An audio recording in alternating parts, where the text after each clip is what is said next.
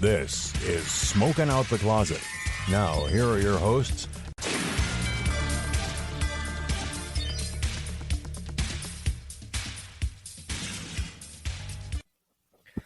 Hi, I'm Rayven. I use she, her pronouns. Hi, I'm Asmodeus. I use they, them pronouns. And welcome back to another episode of Smoking Out the Closet. I screwed up the timing again. For those of you who are new or just joining us, we are a queer podcast. Pun intended. That talks about cannabis, The LGBT community, and everything in between. and beyond. So welcome. Welcome. Ooh, boy, do we have a doozy of an episode this week. But first, can we just say... Oh, I left a Nerds cluster on the table. That's a snack for the break, I guess. This is, I want to say, what is it in baseball? You're a Pirates fan. What is it when, like, a baseball when, like, everyone's, like, you're super losing in, like, the 8th or 9th inning, and then you just make it, like, you win the game in the last inning. Is that, like, an upset or something? That sounds like a Pirates game. That's what that sounds like. I don't know. You just watch Pirates baseball. That just sounds like a Pirates game. I don't know if there's an actual term for it, but are the Yinzers call that a Pirates game? All right, well, whatever. Or you pull it out your ass. Okay, well, so we are reviewing Seche's 33 Weddings Select 8th. Now, Seche, the reason why I'm saying this is because Seche is part of Juicy Holdings brand. It's one of their bulkier lines, kind of like Supply is for Cresco, apparently. Yes. Well, their bank stuff, the last time, if anybody remembers, the last two products we reviewed from them, both a solo one for me from the first Chirpin' with Rayven solo episode, and an episode with you and me, they are the lowest on record for our podcast, the lowest rated thing on our show. The last one being like a 0.5% average. Oh my goodness. You rated it 0-0. Yeah. 0 out of 5. So this is very interesting because apparently in March of this year, they had gotten a new head of their grow facility. And apparently a lot of stuff is improved. And I could verify just from working at the dispensary and selling everything that I could feel it through the bag. It went from being super crunchy and sounding like French bread to actually being kind of soft and squishy. Yeah, I remember that very vividly about the first time we had that lab flower. It was very crunchy. Mm-hmm. And I can say between grinding up that first batch or that last batch and grinding up this one, I could feel it. No, I did cards on the table. I did try using this little card hand grinder. It's kind of like a grater that we got from an event. I'm not going to shout out the company that selling it because all it is just their name slapped on it. I don't know if I'm using it wrong. I looked it up. It's just a really difficult thing to use. Like if you don't have a grinder, it looks like a cheese grater for your weed. Essentially, is what it is. That's what it is. Yeah. That you stick in your wallet, and then your whole wallet will smell like weed. Yeah. Right. It's not bad. If you don't have like a regular grinder, it works in a pinch. I'd rather just hand break it up at that point, to be honest. Honestly. But it was super sticky. Like I still have like residue on my finger from it. It was very soft, and a really nice cure on this. So I did try that grinder. I wasn't a huge fan. We're not reviewing that, but I was just curiosity kind of thing. And then I put it in a regular grinder.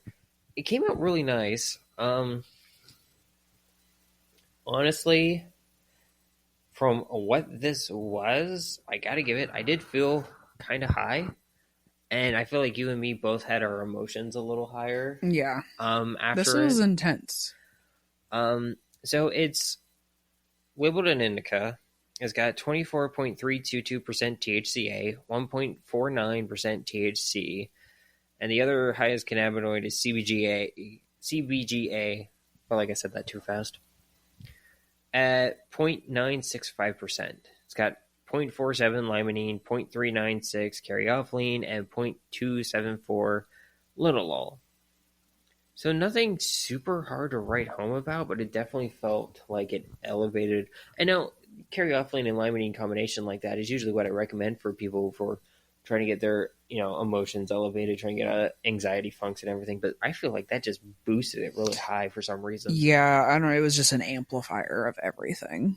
But that being said, I'm still really toasty. We took a minute. We ate some snacks between when we were actually going to sit down and record and recording. Mm-hmm. I'm still pretty high. Like I took a walk and I still feel pretty high. So with that, the effects, the improvement of flour, and that it's only $30 full price at my store. I honestly, it's kind of better than some of the terrapin stuff right now. Yeah. At least terpene wise. I got to give this one a 4 out of 5. It's That's a fair. massive improvement. I also give it a 4 out of 5. What's your reasoning for that? I'm curious. It is a lot better than the last time we had it. It's something that I feel like I can see who it would be useful to, if you're trying to get nice and uplifted. And, I'm not quite sure what happened with the anxiety and the strain. It's not that it triggered it. It just made, like you said, it makes everything intense. Mm-hmm. So there's a place for that, the intensity emotions, if you were getting, emotional blunting or you're depressed, but it had a decent flavor on it. Yeah. So it's part of my reasoning of why I think I give it a 4 out of 5. Okay. The nice effects for what I feel like they could be good for. And then, the flavor isn't bad too. Yeah, and I feel like sometimes with cannabis, if you're already anxious while you're smoking, or not even while you're smoking, but if you have something that would normally trigger your anxiety and it triggers it while you're high, it kind of boosts that a lot of the times. So I always try to tell patients that as like a warning. But yeah, I really like this strain. Mm-hmm. I definitely still feel it behind my eyes. Even after we snacked on our candy. Yeah. Do you want to do the first topic? Do you want me to do the first topic? Because my first topic's really short. I don't know if you want to do yours. I gotta dig my phone out from under my cat. Okay. Well, I noticed on sometimes when we're slower at work, I'll scan through r/trees or r/PA medical marijuana, and we'll find different things that are kind of related to stuff we could talk about on the podcast, right? Yeah. And so apparently there was a stoner championship, and it is basically the ways to get high. So I'm going to talk about what a lot of our community thinks is the best to worst ways of consumption for cannabis. Okay.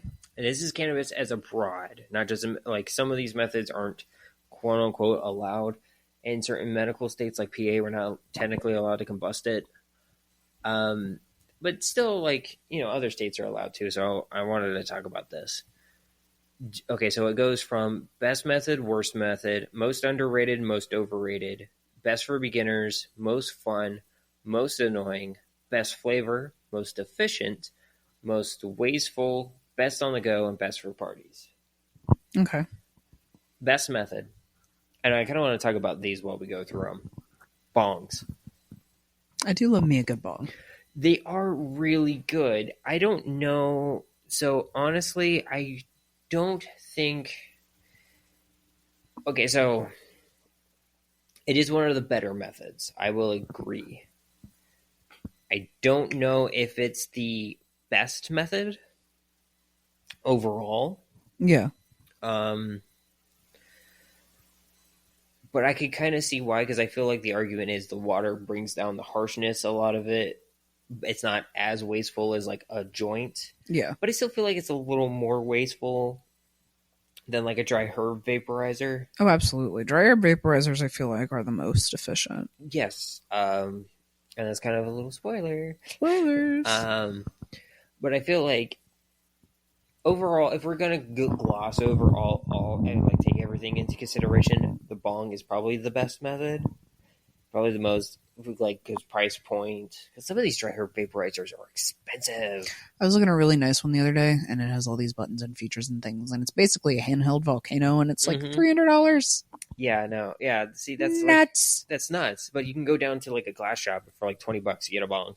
Yeah, there you go. So okay, and if we're taking price into consideration, yes, I do feel like the best method would be a bong. You want to take a guess what the worst method is? Yeah. Knife over a stove. No, actually, that's not even on It's here. not even on here. But that is actually a really deep cut. It's aluminum foil. Yeah, that shit gets hot. It tastes gross. It does you in a pinch. I mean, yeah, if you're in a pinch, I guess, but yeah.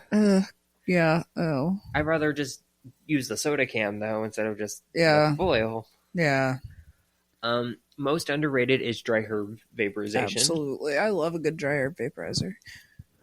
I mean, they're really nice. I would love to get a Volcano.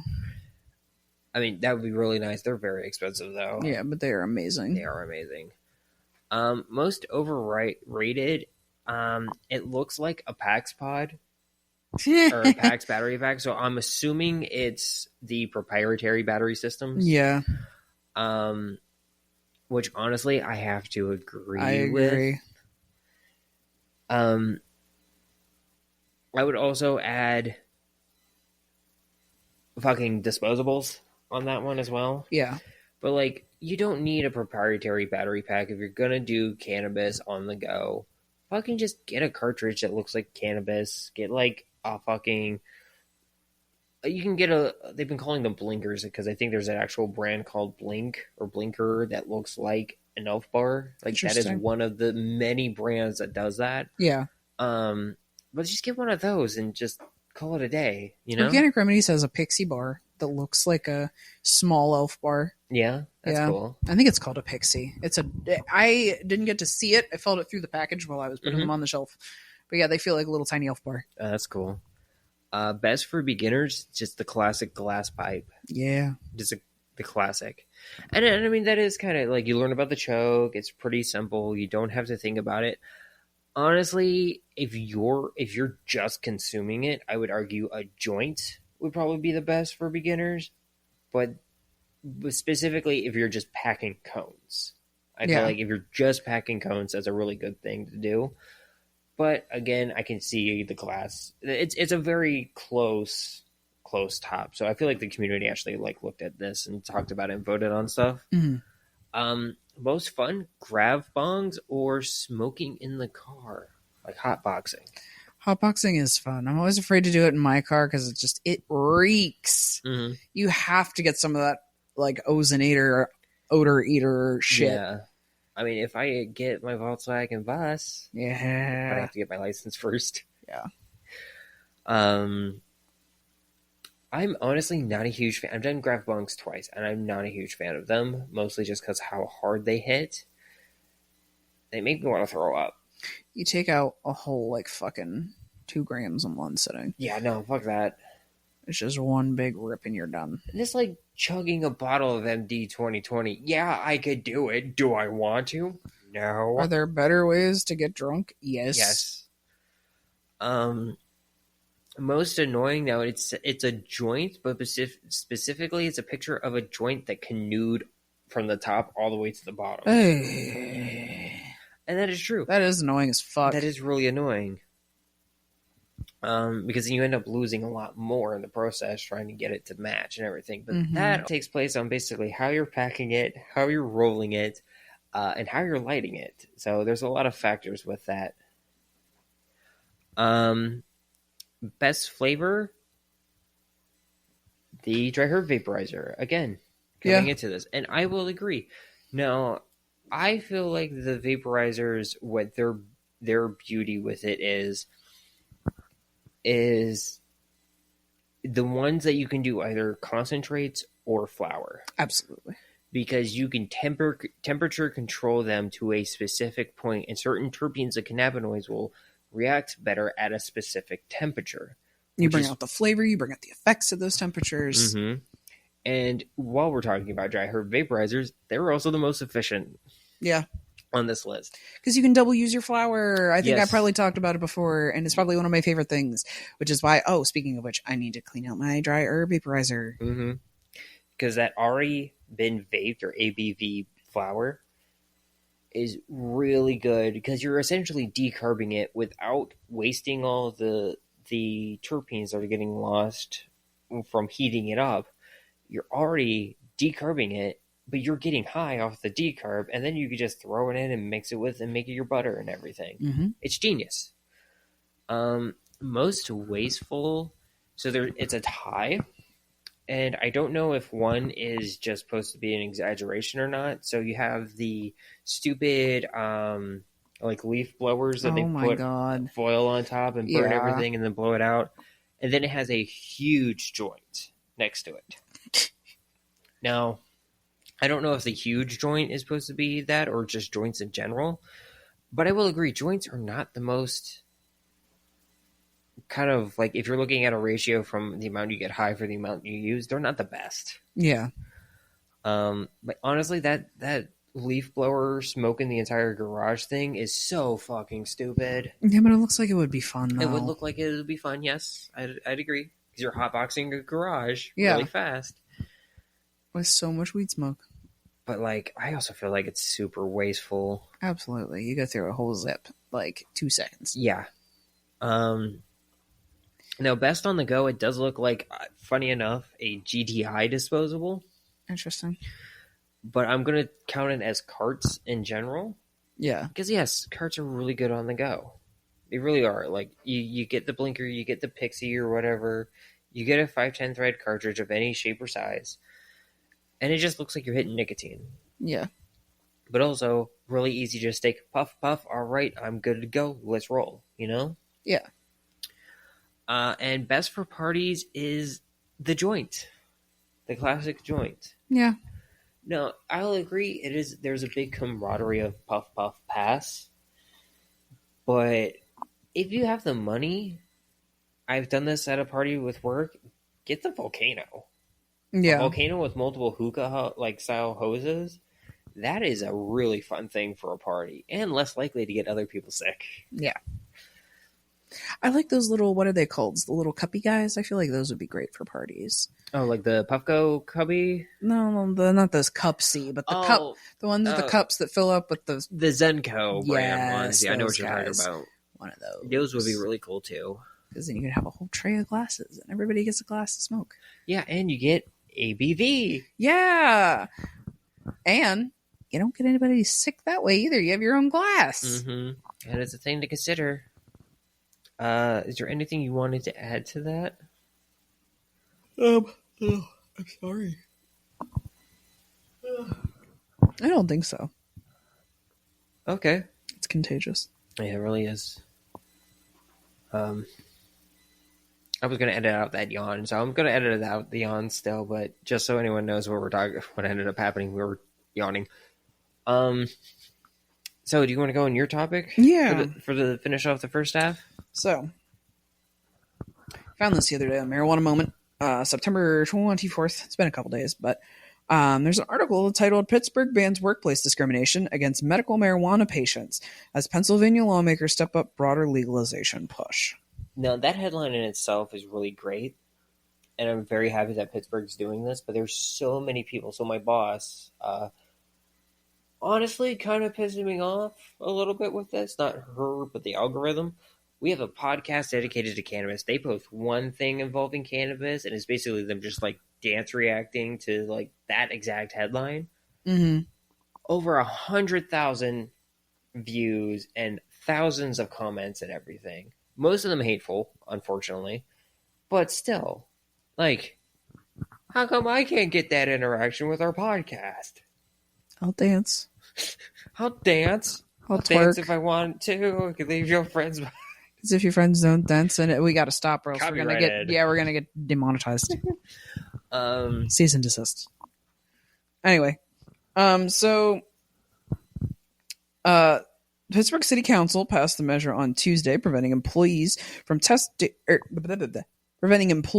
testing workers who are medical cannabis patients for THC as a condition of employment and broadly incorporating patients into the city's existing anti-discrimination code for workers, with some notable exemptions.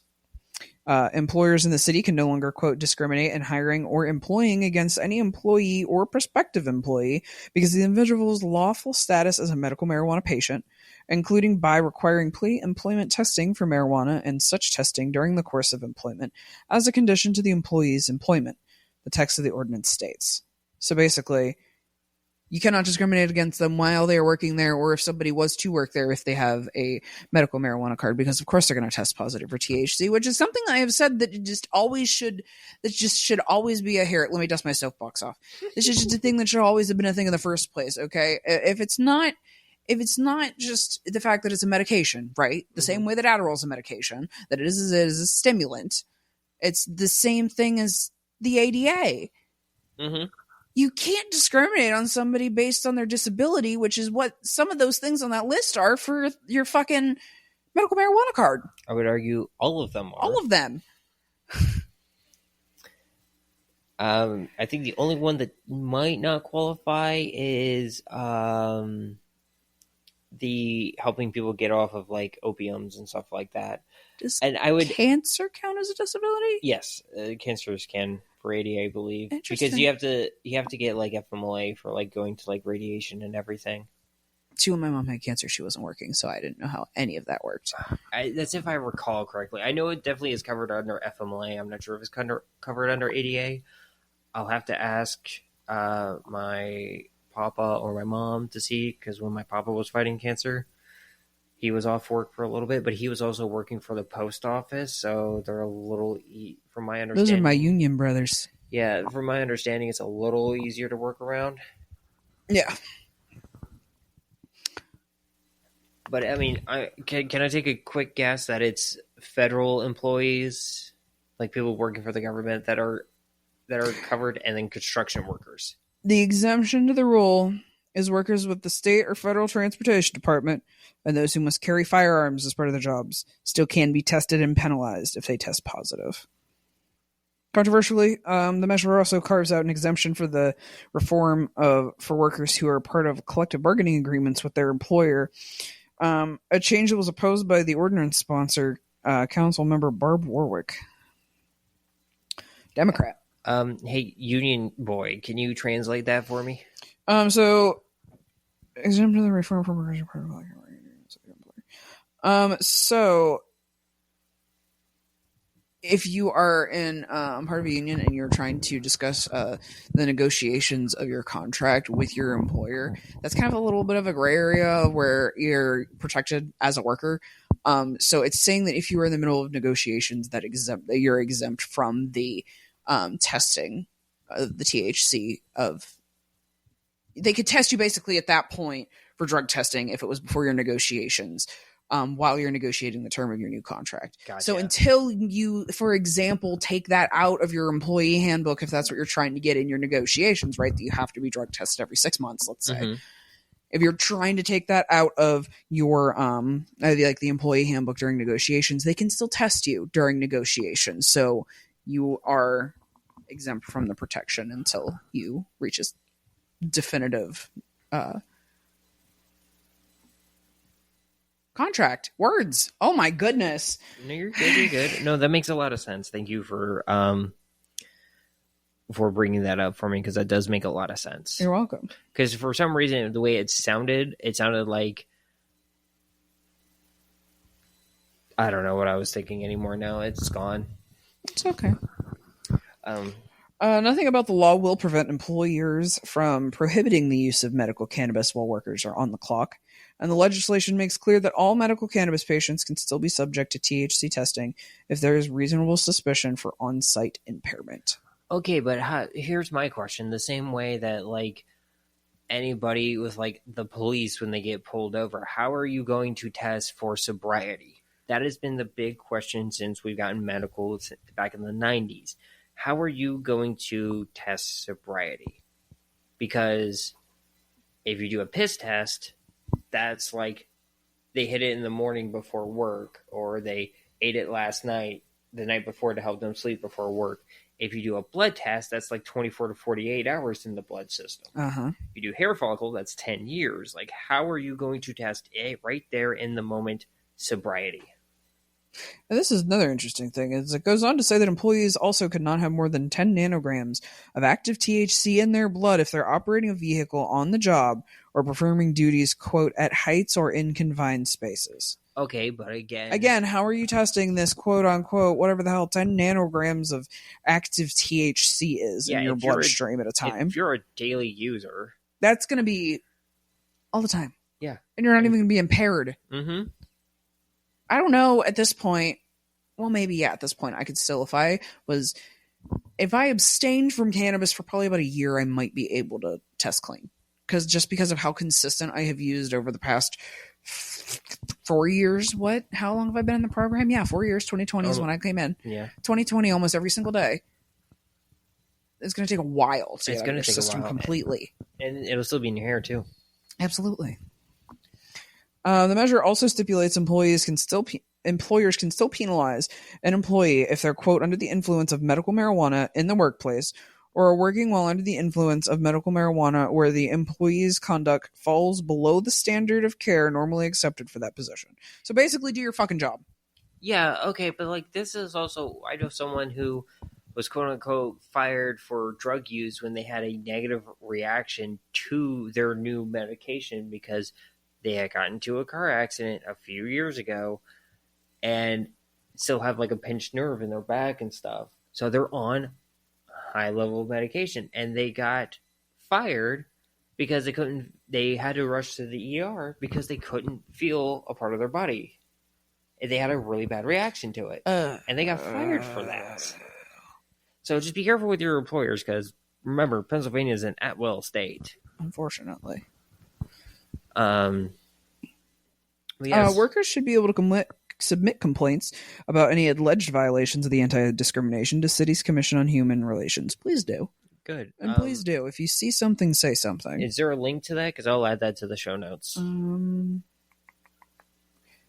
don't think it does in here, but you should be able to. I'm sure I can find it and link it. Put it in our show notes. And then it goes on to talk about how we have really been pushing to legalize recreational cannabis in the state of Pennsylvania. We've been saying this for damn near 10 years now. Yeah. Come on. But here's my question, right? For all the construction workers, and you can say, like, just taking out the heavy machinery, you could still have it in your have cannabis in your system. Working in construction, if you're just like putting up 2x4s or building walls, tearing down walls, you're not really operating heavy machinery. Pouring cement. Yeah. So there's a lot of people who on my boss's TikTok saying like, "Oh, that's just what we need: some construction guy to cut all 4 of his fingers off with a sawzall." I'm like, do you guys not remember like the stereotype of construction workers that we grew up with, like especially these older guys who were probably doing construction in the 80s that they were always having beer around? Yeah, they would drink on the job. Well, that's more dangerous to drink and use like a buzz saw than it is to smoke joint and use a buzz saw. So like, and don't get me wrong, there's still probably a level of danger with it.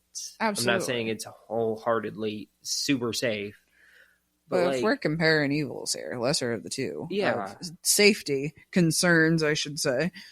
Like all these people, I've known people, like heck, I do my job super high.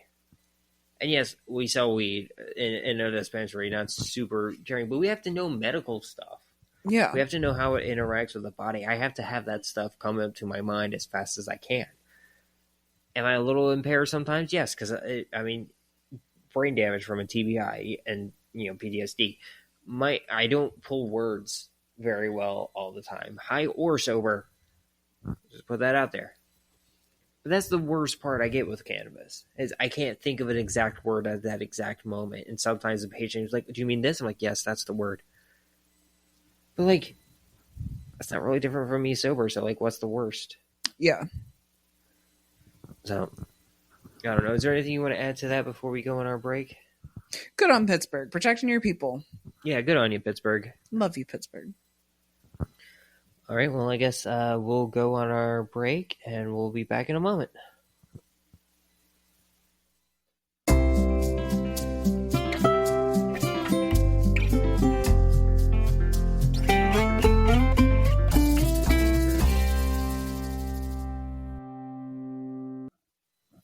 Hey everybody, it's Raven from Smoking Out the Closet. Real fast, I just wanted to talk about the fact that our podcast now officially has a merch store. So we're going through Big Cartel for print on demand, and these products will change from time to time. But right now we have an emotional support products between a crossbody bag, a t-shirt, beanie, and a patch, and we have our podcast mug available in 2 different sizes as well. So if you're interested in supporting our show or just want some really cool swag, head over to smokingoutthecloset.bigcartel.com and grab some stuff from us.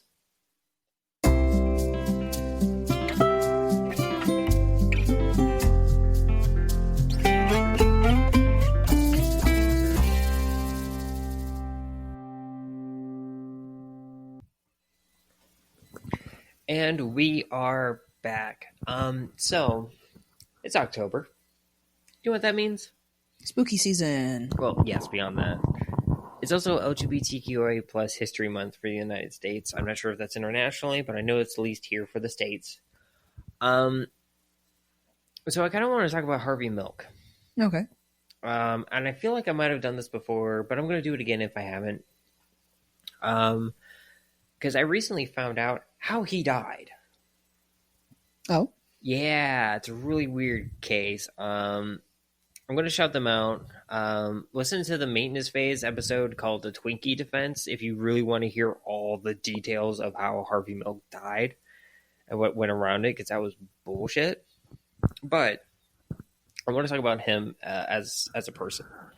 So he was an American politician and the first openly gay man to be elected any public office in the United States, and was the first one specifically in Castro District of San Francisco, aka the Gay District. Mm-hmm. And then he became part of the San Francisco Board of Supervisors, because they're not a city, apparently. It's weird. So he was born in New York, and apparently he, I'm reading the Wikipedia article to kind of just peruse and talk about stuff, which also, if anybody gives me crap for using the Wikipedia article, the sources are in the bottom. I'm not in college. I don't have to worry about this. But apparently he knew his homosexuality in his adolescence, but secretly pursued relationships well into adulthood. He was part of the counterculture of the 1960s caused him to shed any of his conservative views about individual freedom and sexual expression. And that got amplified when he moved to San Francisco in 1972, where he opened up a camera store, of all things. Interesting. He also had an assortment of jobs and frequently changed addresses. But however, his final location, where he actually stayed for the rest of his life, was in the Castro District of San Francisco.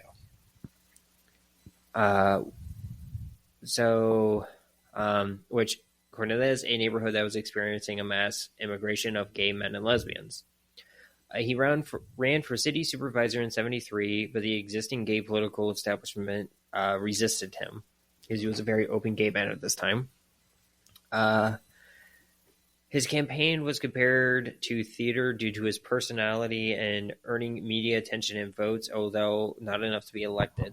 He campaigned again in the next 2 supervisor elections, dubbing him the mayor of Castro Street.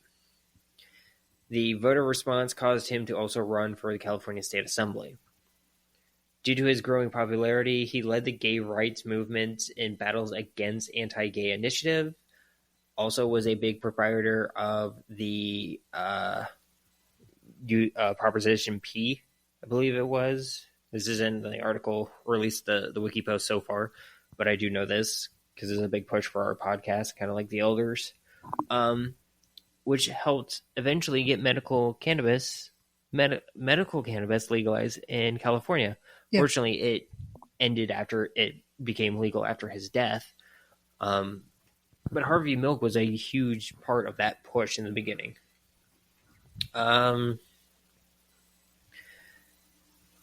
Let's see. Due to his growing popularity, he led gay rights movements and battles against gay initiative. He was elected to city supervisor in 1977, after San Francisco began to choose neighborhood representatives rather than citywide ones, which is this is where a lot of the issues arise late down the road of what caused Harvey Milk to die.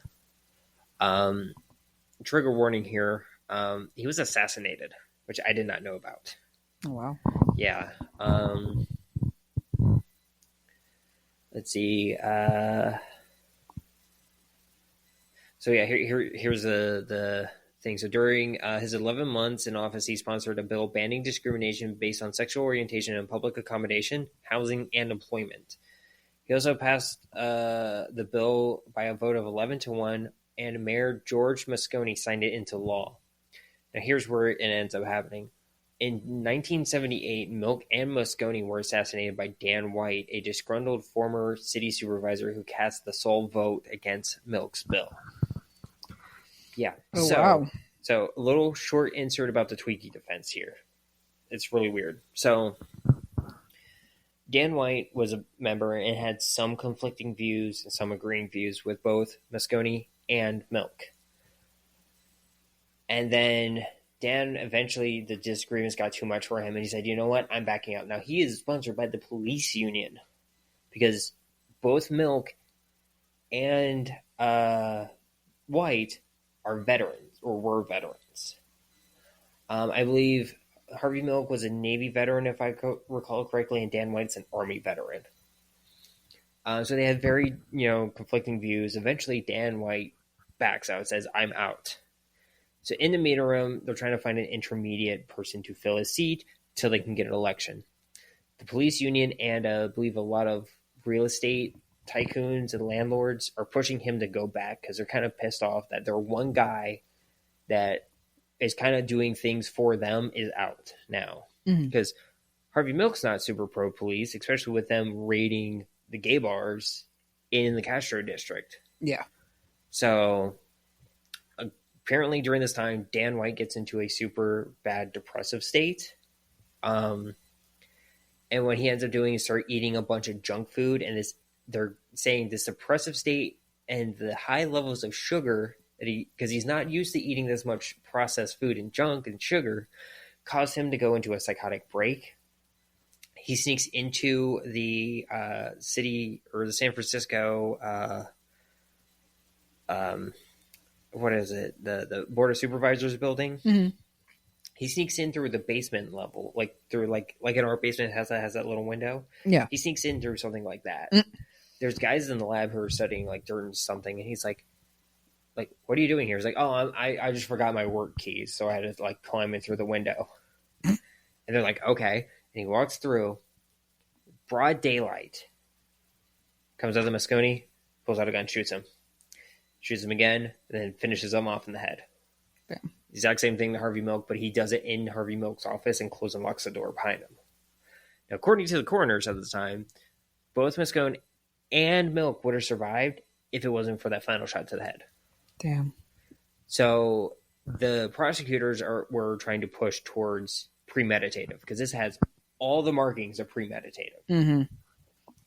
The defense is trying to say that because they're taking the whole mental health side out of it because, this is the late 70s, ignoring the whole mental health side of it and just saying it's all the sugar, it's all the junk and everything that made it worse for him.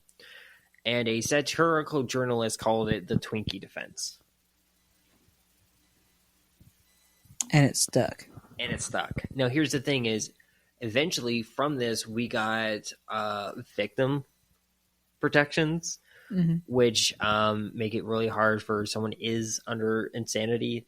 That whole thing makes it, from my understanding, if I recall. Again, listen to the maintenance phase episode on this. They go into a deeper dive. I'm just kind of parroting and remembering a little bit to give context. They basically, these victim protections actually don't help the victim. It helps more just the people on the defense line. So it also makes it harder for like insanity stuff. If someone is genuinely like having a mental breakdown and does something due to insanity, there's no way you're going to get a lower sentence. So women who kill their abusers to stop the abuse don't get lighter sentences because of that. No, it's not in every state. There are some states that follow that version of the victim protection laws. Really fun. Jeez. Let's see. All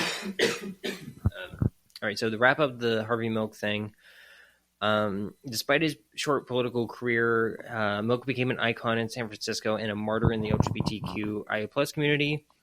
In 2002, Milk, the movie, was created, Milk was called the most famous and most significantly open LGBT official ever elected in the United States.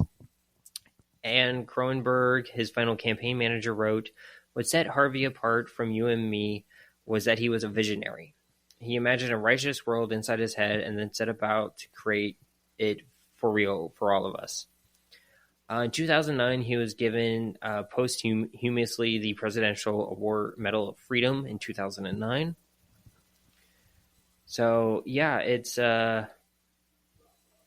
really, yeah, he was in the Navy from 51 to 55. He was a lieutenant. So yeah, it's really weird to think about too, because it took, I want to say, like 20 years after that for another LGBT politician to come into office. Yeah. And even still, I want to think it was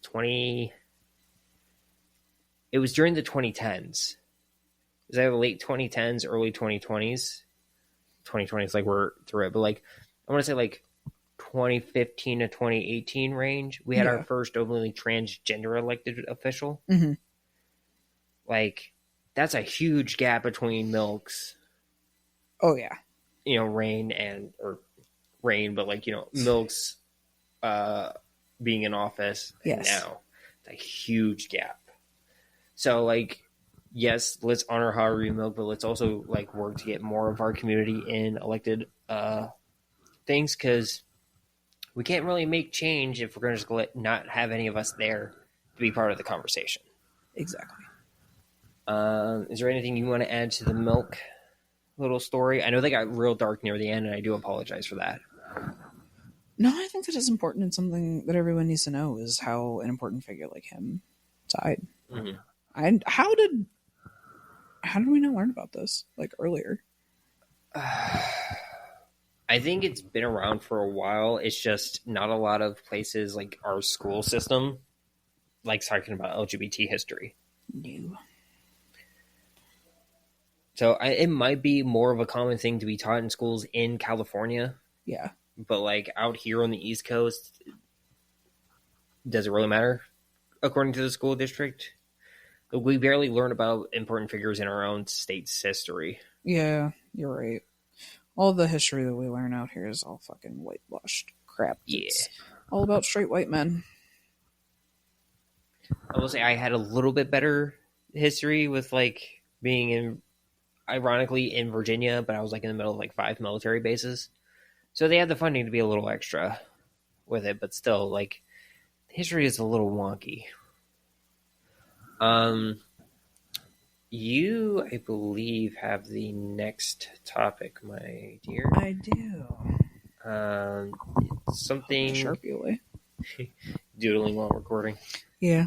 Something about synthetic cannabinoids in in the UK. So I found this article. I was like, well, what is this? And I was like, it's from the UK, but I still think this is really important to talk about because I've also had experiences with shit like this, not knowing what it was, and people need to be aware.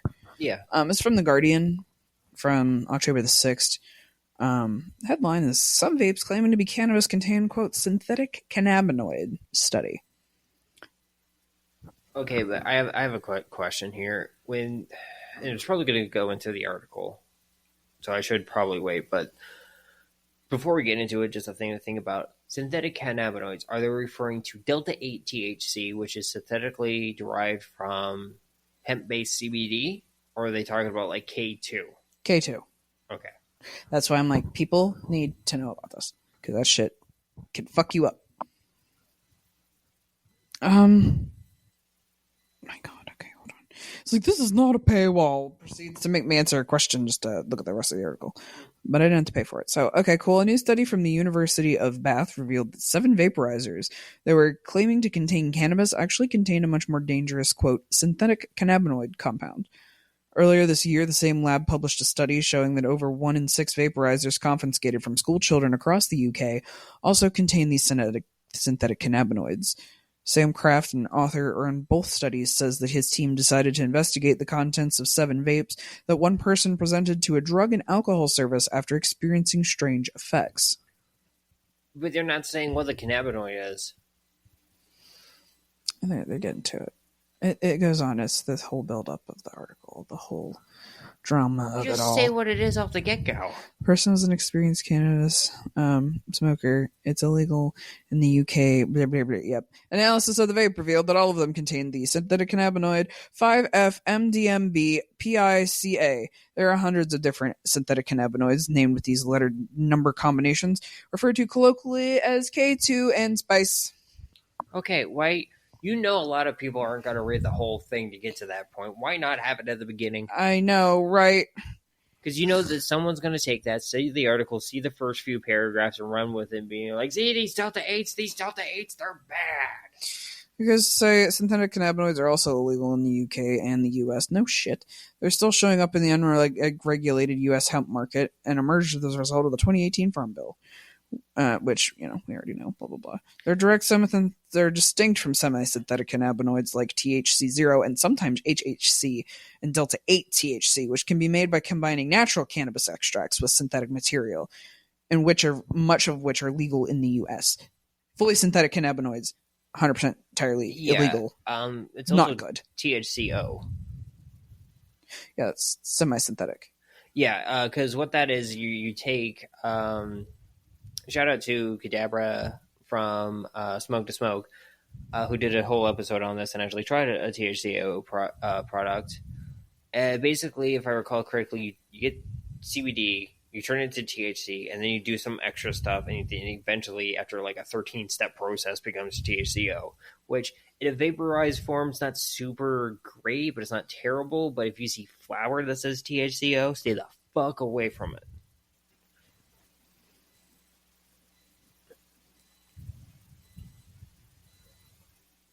They go on to say that, it's dangerous. Obviously, it's unclear how big the problem is because consumers themselves are unlikely to know they're using contaminated products. I did see a part earlier that a lot of these people did not know that what they were using was synthetic until they stopped and they had really bad withdrawal. Okay. So be very careful. Test your shit. If you can get test kits, make sure you test it. Know where you're buying things from. True. And if you're here in the States buying Delta 8 shit, ask for a certification of authenticity or a COA.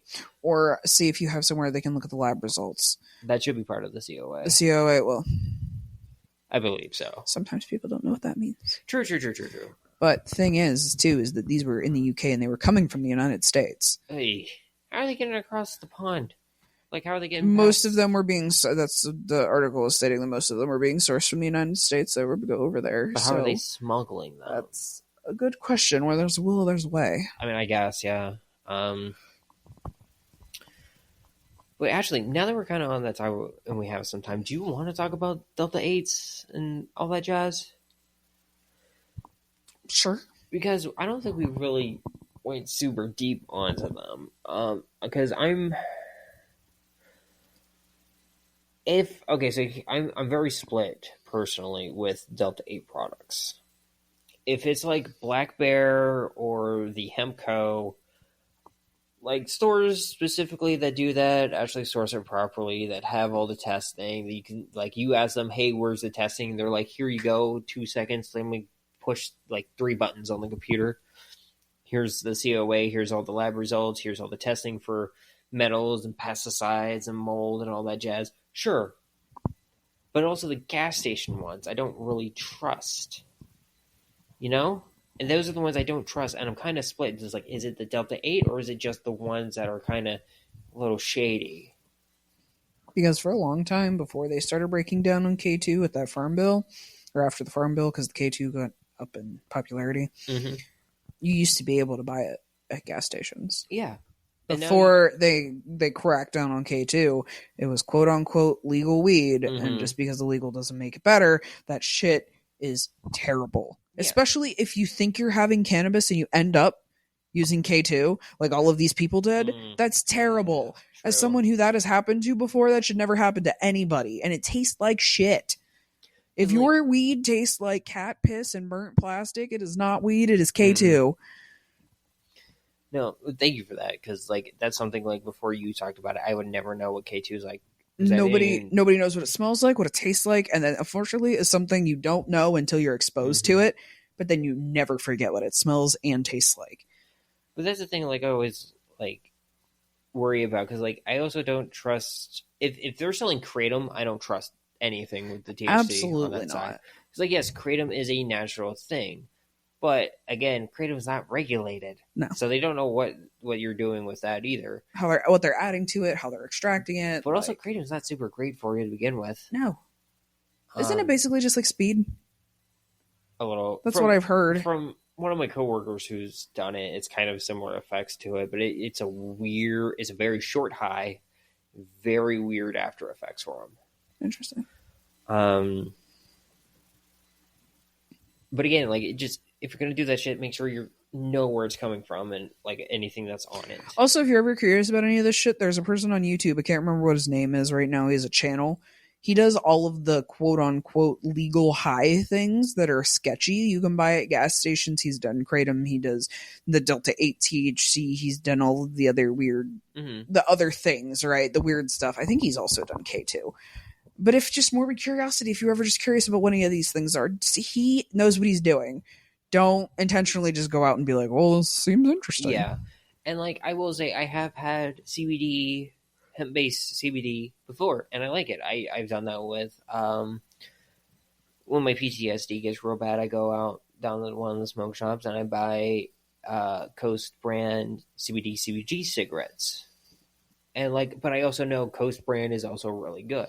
They have a QR code on their box. You can look at all of their lab results. Yeah, same with 3G. If someone's selling, know which brands are really good. If you're going to buy Delta 8 stuff, know the brands. Yes. 3G is really good. I'd literally just say Coast is really good. That's across the states, I believe. Your CBD store has good hemp-derived CBD products as well. Actually, little side tangent, did you know the one near where we used to live actually got busted? Oh. For too high of a THC levels. Oopsie daisy. Yeah. Well, you know. He sold it to an undercover cop. Ow. Yeah. Rips. He was nice, too. I don't think it was the guy we talked to. I think it was the younger guy. Oh, okay. Yeah. Well, the older guy was real nice. But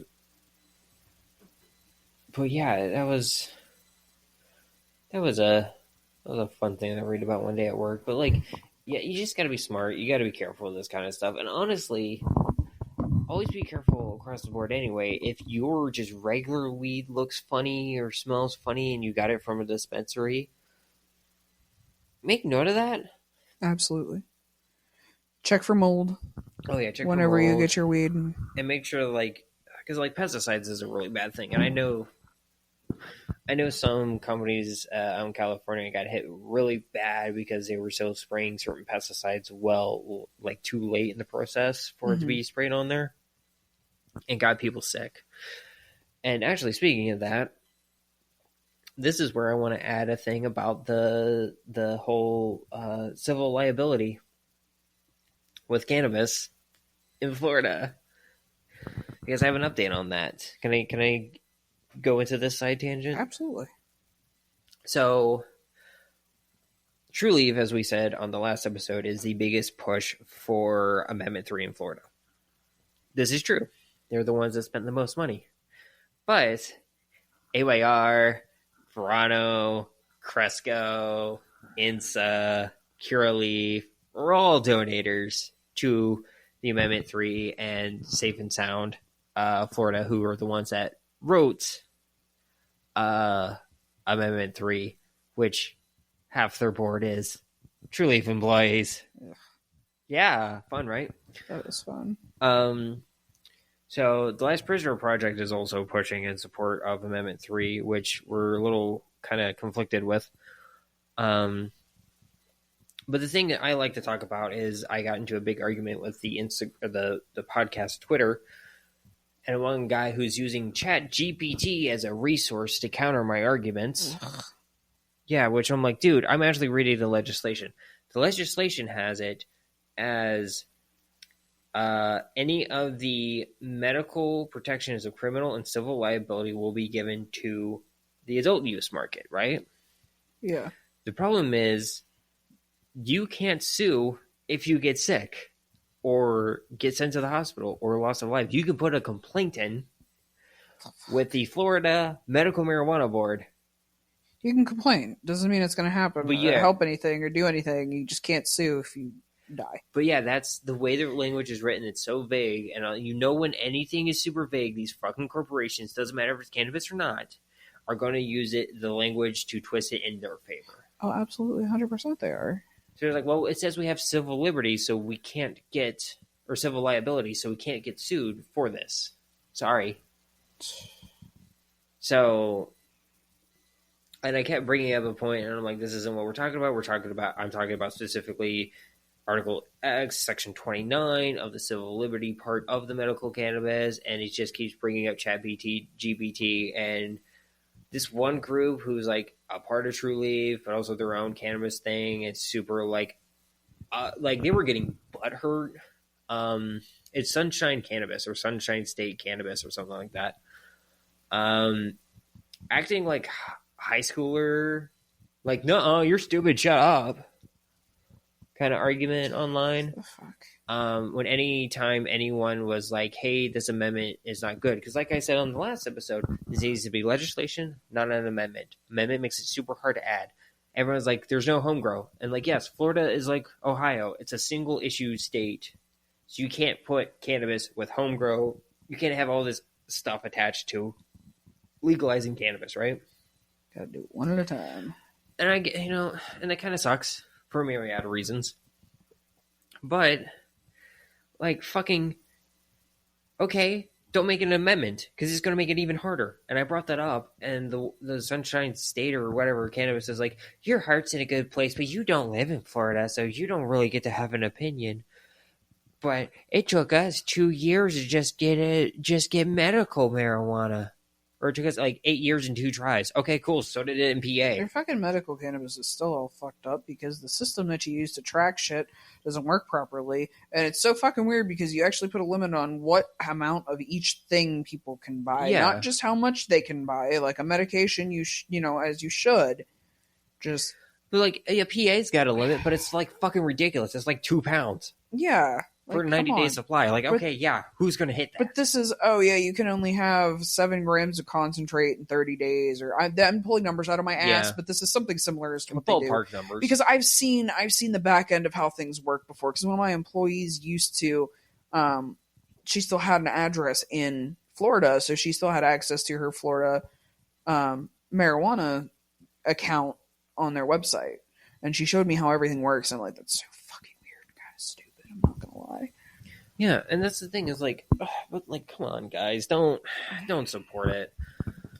Like, and the whole argument, like, we waited like 8 years and had to go through twice. Okay, do you have any idea how long we've been pushing for recreational here in PA? Since 2017. And guess what? It still hasn't happened. It's been about 8 years here too. Sometimes you just gotta wait for shit. Yeah. But also the whole argument, well, this is a red state. Yeah, so is fucking Ohio. And Ohio has rec. Yeah. Like, come on. But you know what's really good? They went rec. Guess what? They added all the other stuff to the legislation because they voted it as a legislation.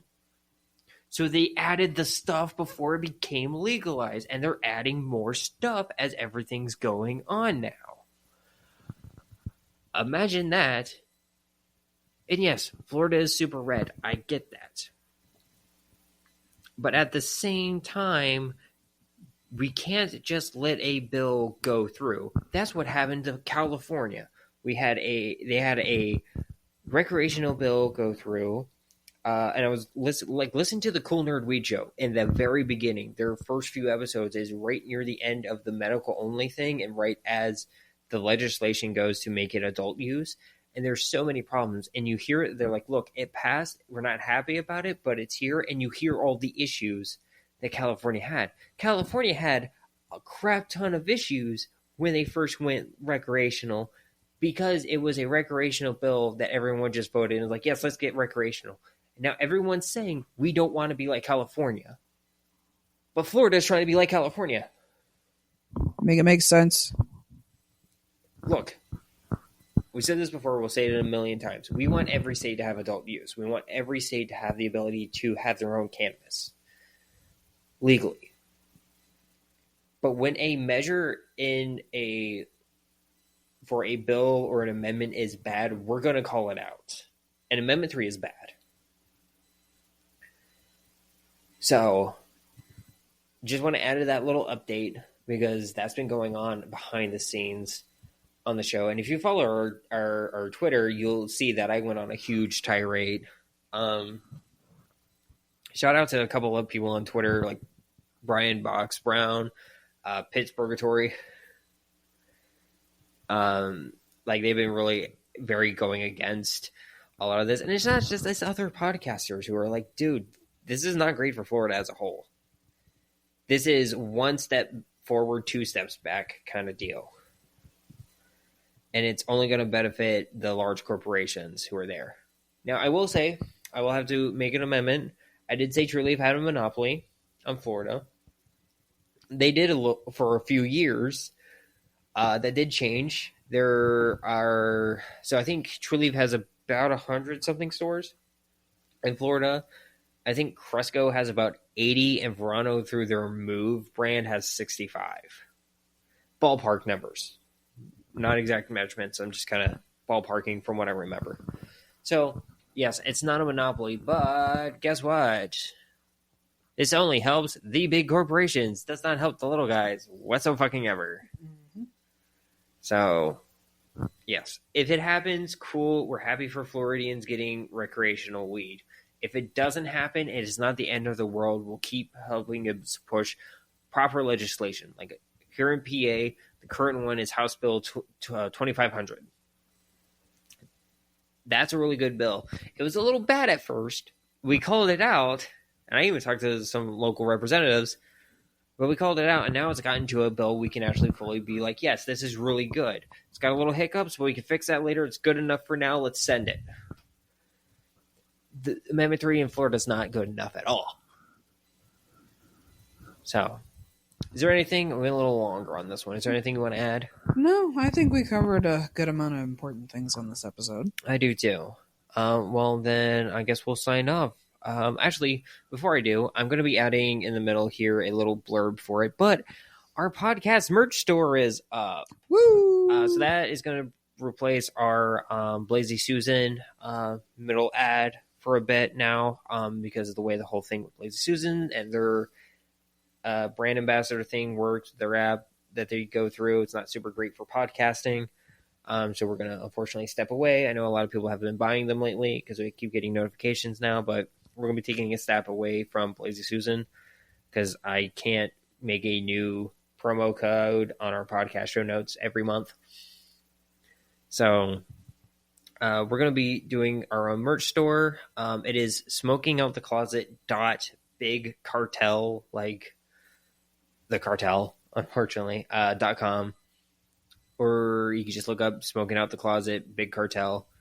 I'll put a link in the show notes. We have our emotional and actual better than my punk style screen printing, which I still really like my punk style. I don't know if it's better. Printing. It's just a different style. It's more uniform, I will say. But it comes in one color on the logo, but you can get different shirts of multiple different sizes. I think I get it big as 4XL, I think, right now. Hell yeah. We have a crossbody bag with the emotional support stoner, which and is our probably podcast logo. My favorite thing on that store right now. Yeah. Is that little crossbody. You can get a mug with our podcast logo on it. You can get a beanie with the emotional support stoner and a iron-on / sew-on patch that says emotional support stoner.